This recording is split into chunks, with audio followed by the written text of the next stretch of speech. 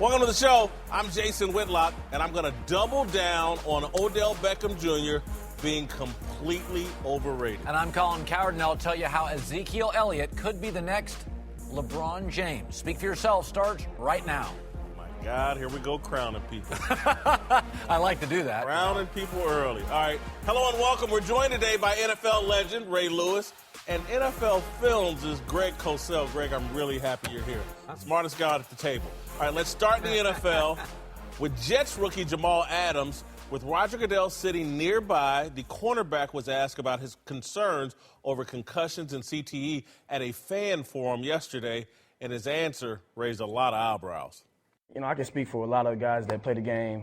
We live and breathe, and this is what we're so passionate about.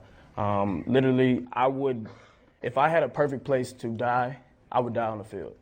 I would be at peace. Literally, I would be at peace, and that's not a lie. All right, not everyone feels the same way, with Packers tight end Martellus Bennett tweeting, quote, "I hope all these young cats that are willing to die for the game of football find a higher purpose in life."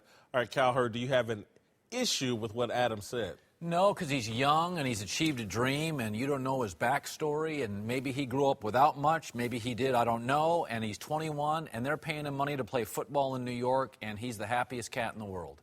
I didn't take it literally. I think the audience understood what he was saying. I've heard boxers say I'm going to die in the ring. I've got kids. Sometimes they tell me they hate me. Sometimes they tell me they love me.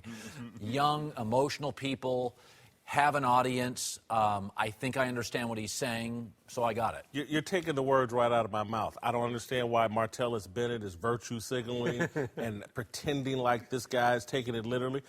I'll say this as a 50-year-old grown man, and this will make me sound stupid. I love football so much and what it's done for me and my family that I understand exactly where he's coming from.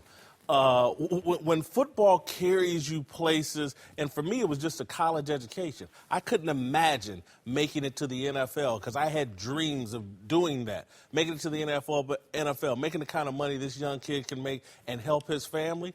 Yeah, what he's saying is he's all in on football. And think of it this way. What do scouts and coaches look for? Ray can address this. They want that commitment, that ultimate commitment to the game of football. Yeah. Okay, and I agree with Colin. I did not take that literally. No. I don't think he was talking about that.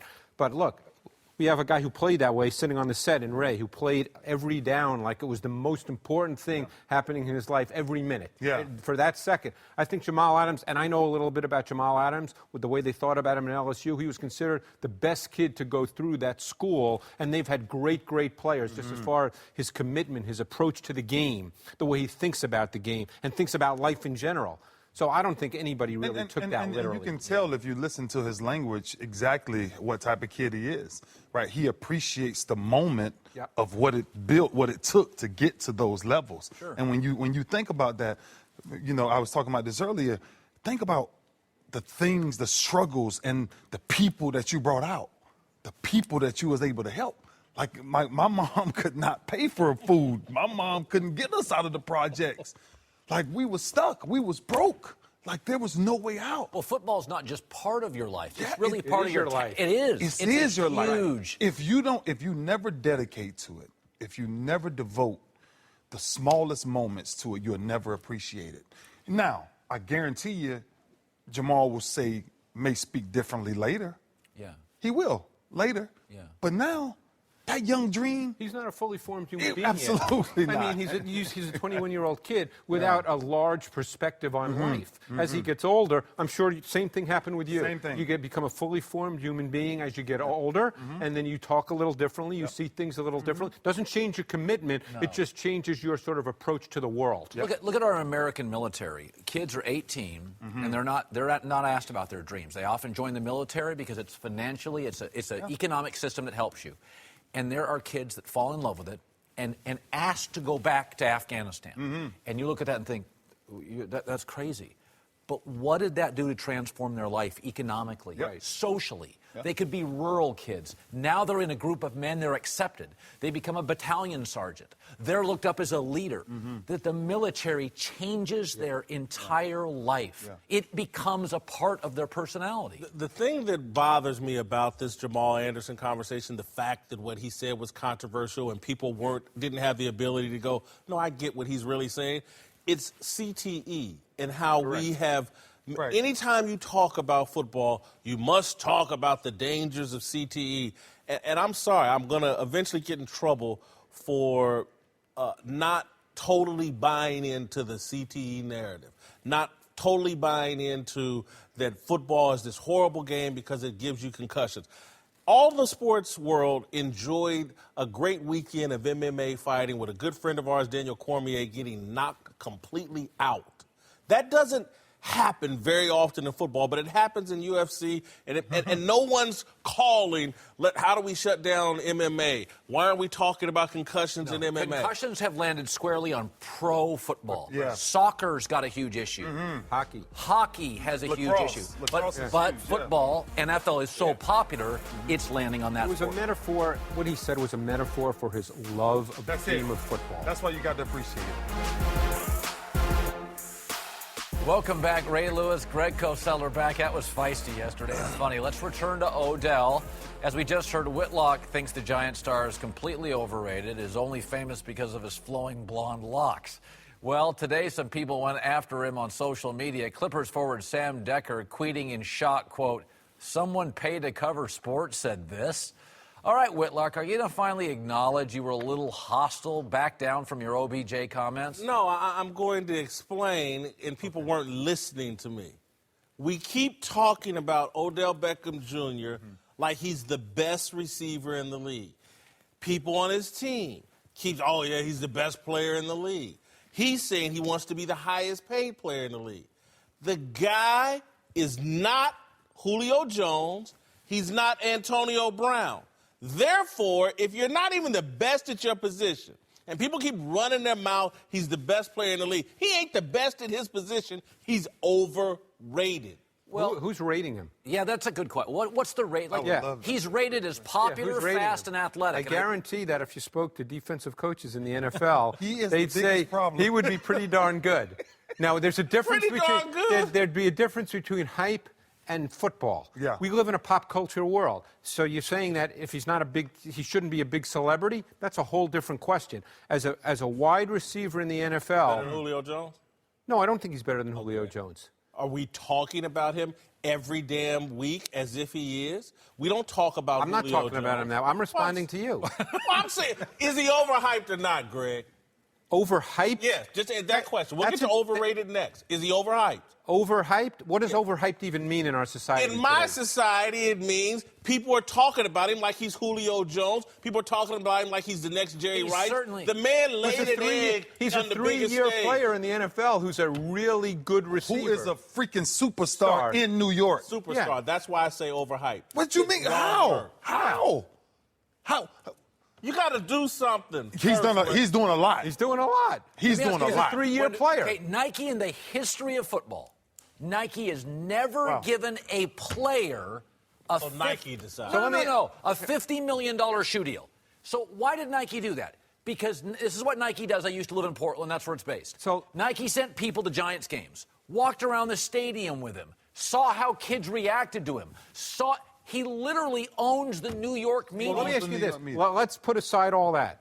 Let's say after 3 years in the NFL, he's the 3rd best receiver in the league. Let's say he's that. If you don't, if you say that Julio's better, which he is, he's just Antonio Brown. Let's say he's after 3 years in the NFL. Is that problematic?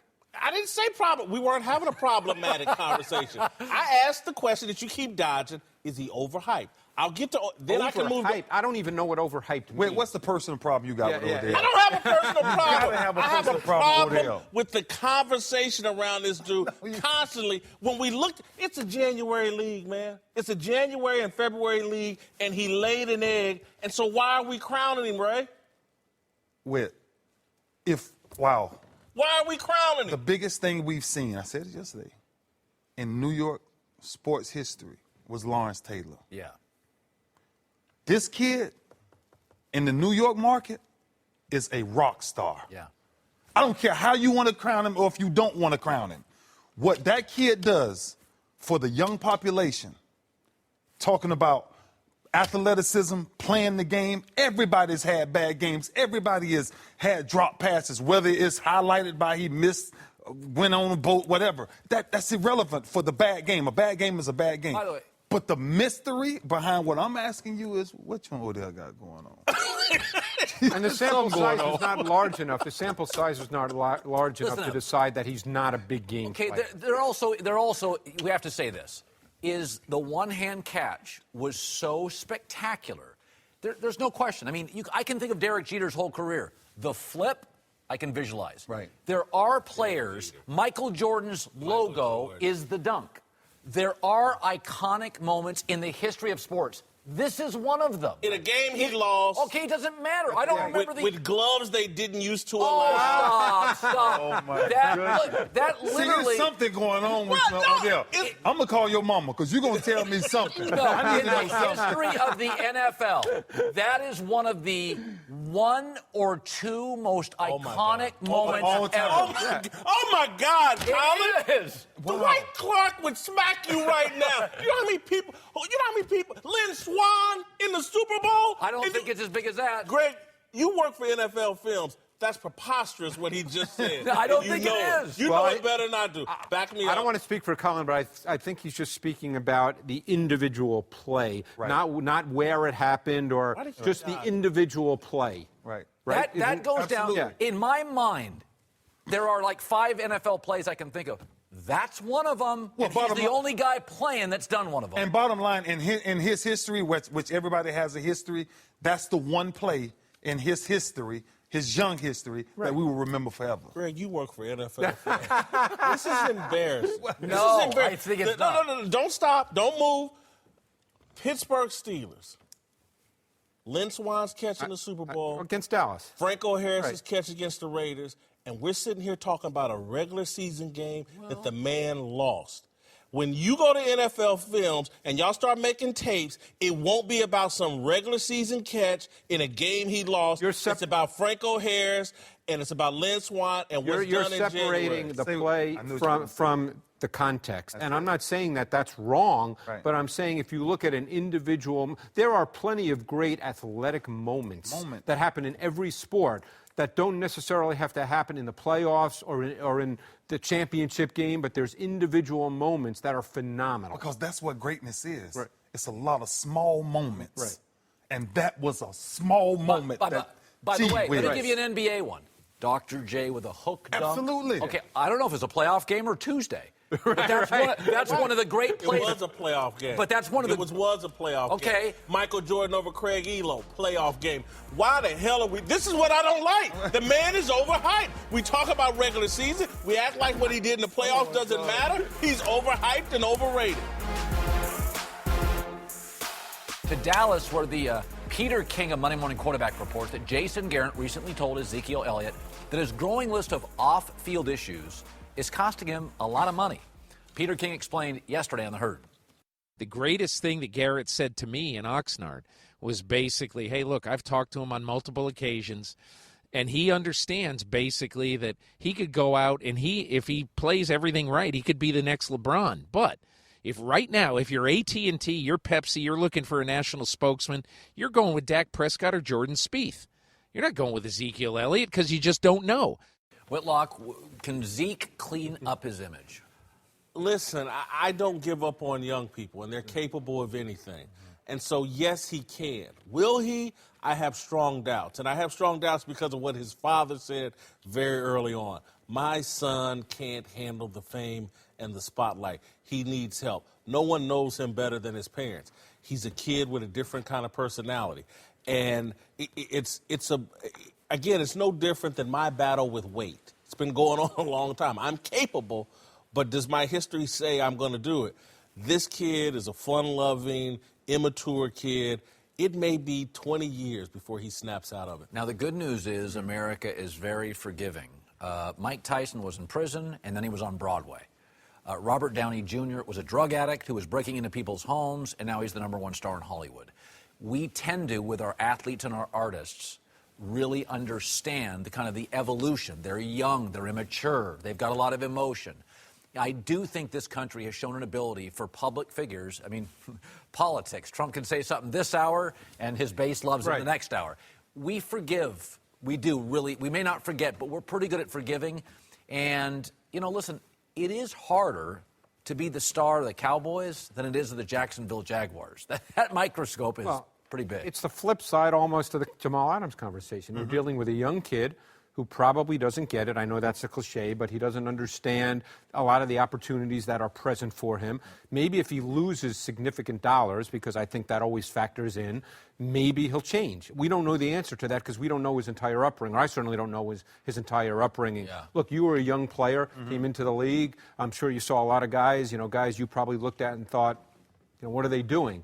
Can guys change when they're 21, 22 and really take that next step? Yeah, but most of them have to have mentors. That's right, yeah. Yeah, the first thing I said is, Zeke, I would find out his crowd immediately because it's who he's hanging with. Right. It's everybody that's around him. Yes, yes, yes. Let's go drink. Yes. Let's go party. Yes. Let's hang out all night. Yes. No, somebody needs to be there to say, have you lost your mind? Do you know who you are? Do you know the opportunities that you really have in this business? And no young guys think this way. But I tried to introduce this to my son the other day sitting on the couch. I said, it is so easy to be good or be great while you're playing. I say, but find yourself on this side of life and let somebody still call you great. Because that's when you put a plan together. And right now, he don't have a plan. Right. Right now, his plan is just football. Right? And the only thing carrying him right now is Zeke can run a football really well. But sooner or later, you will not be able to run a football. He might think that takes care of itself. Right. Exactly. Right. Yeah, and that's how most of them Right. I don't think age can obviously be overlooked. I'll go back to politics. I've seen more stuff happen in the last year with 55-year-old people that I'm shaking my head going, what are you doing? Yeah. Listen, this is a process. He is a great player at Ohio State. Dallas Cowboys. Cowboys end up being unbelievably good. They're on TV 8 times. He can't go anywhere. Introduced the iPhone. Now he goes to a party. All these great NFL players could have gone to parties too. You didn't have that $200 iPhone. That's the biggest. So every mistake you made now, it's on a phone. It's there. I'll say this to you, Colin, and you guys have made better and different decisions than I have. One of my life philosophies has always been the key to happiness is a lack of responsibility. But it's also a lack of responsibility is what keeps you immature and making mistakes. If this guy, I hate to say, and he's young, but if he had a wife and or a kid, some real responsibility Somebody in his to life. answer to. Yes. Sometimes, not always. Sometimes, not always, because listen, let me say this a different way to your point. Nothing in life becomes serious until you take it serious. And the only thing right now he takes serious is football. Right. Yeah. That's it.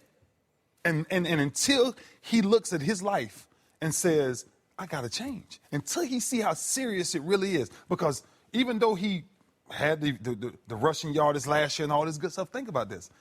Think about if you actually sacrificed and didn't do that during the season. See, there was years, blocks. I can put out 12 years where alcohol or nothing didn't touch my system. Because I was that serious about not the game, after the game. Yeah. How long could I play the game? And so my advice would be to Zeke, look, take a hard look at yourself. You know, I tell people this all the time, and we can finish. I tell people this all the time. You ever walk in the mirror and every time you brush your teeth, you always brush your teeth down? Nobody ever checks their identity in the morning to see what they're really doing. Start looking up when you brush your teeth. It may scare the heck out you. Might scare me.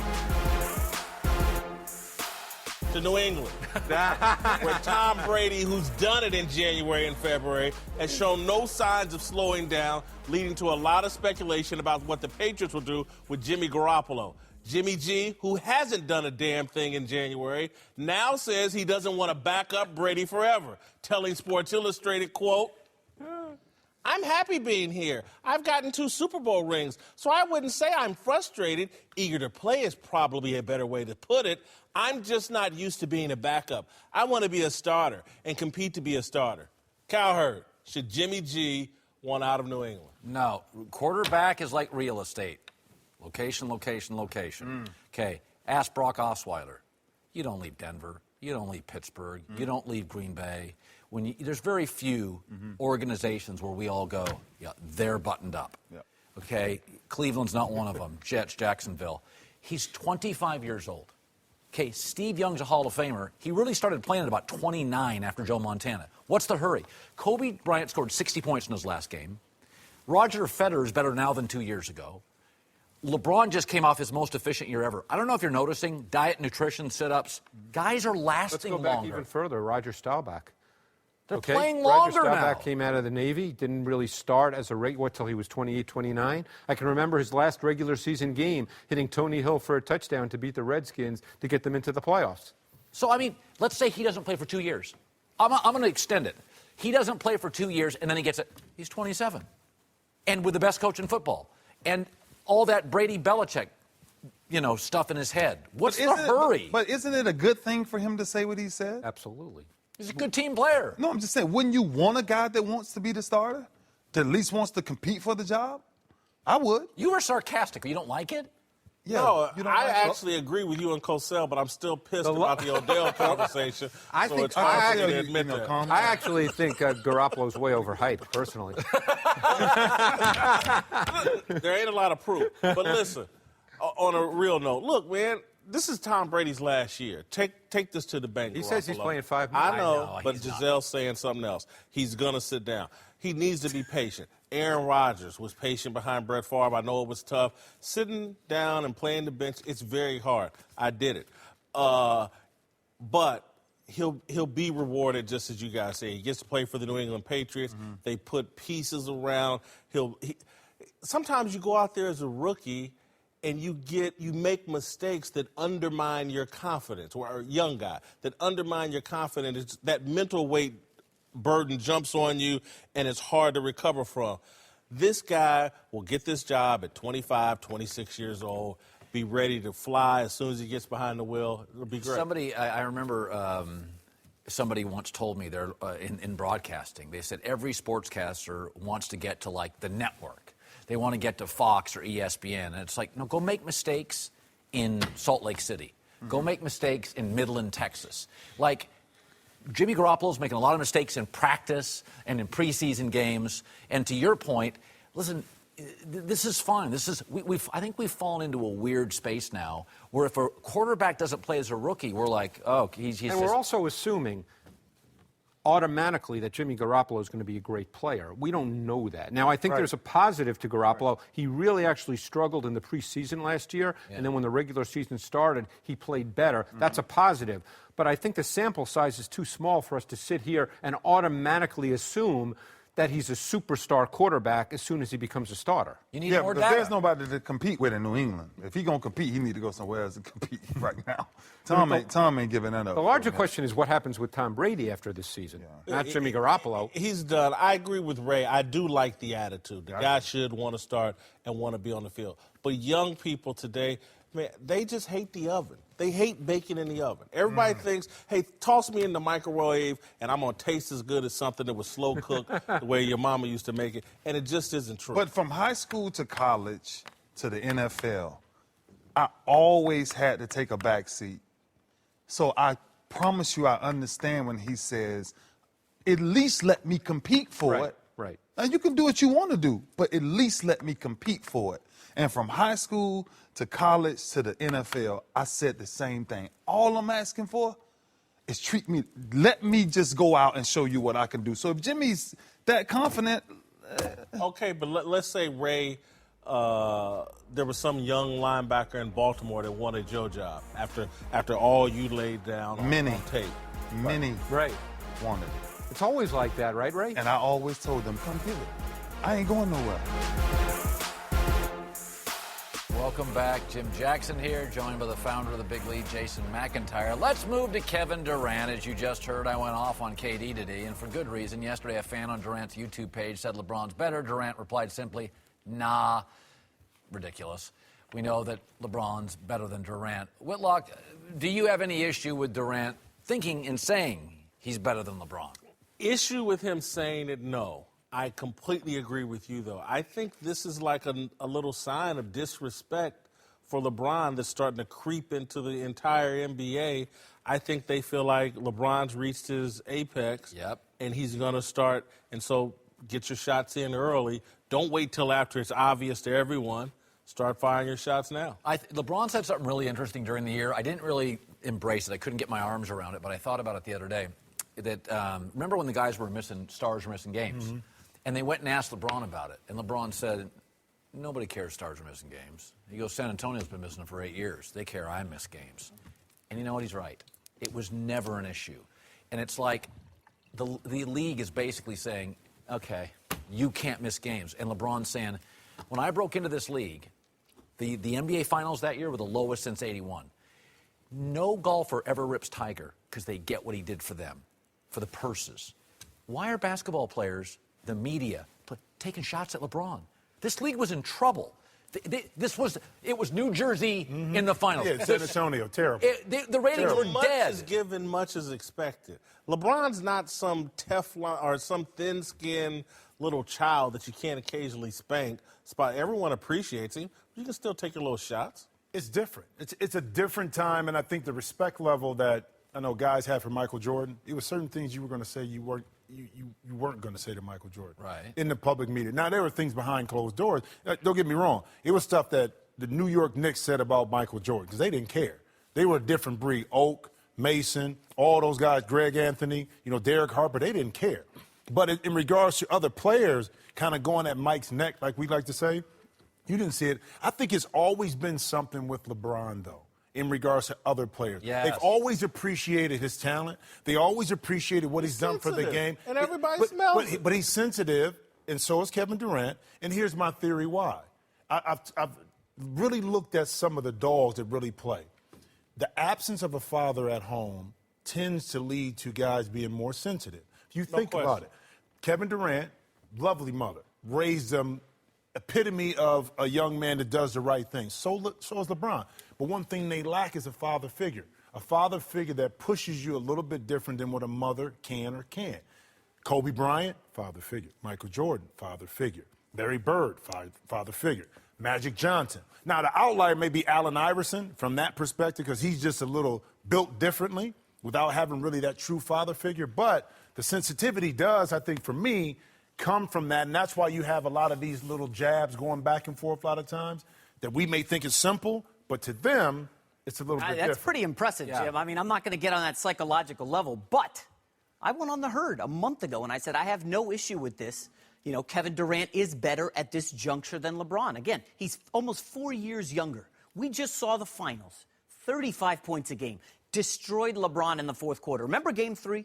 Kevin Durant had 14 in the fourth, including the game winner over LeBron. And this is not a knock against LeBron. Okay, guys? LeBron averaged a triple-double. That's great. Yeah, look, Kevin Durant was the finals of the MVP. And Whitlock, hold on. Let me get this in. Do you remember 1991? Magic was on top of the league, back-to-back MVPs, goes up against Jordan.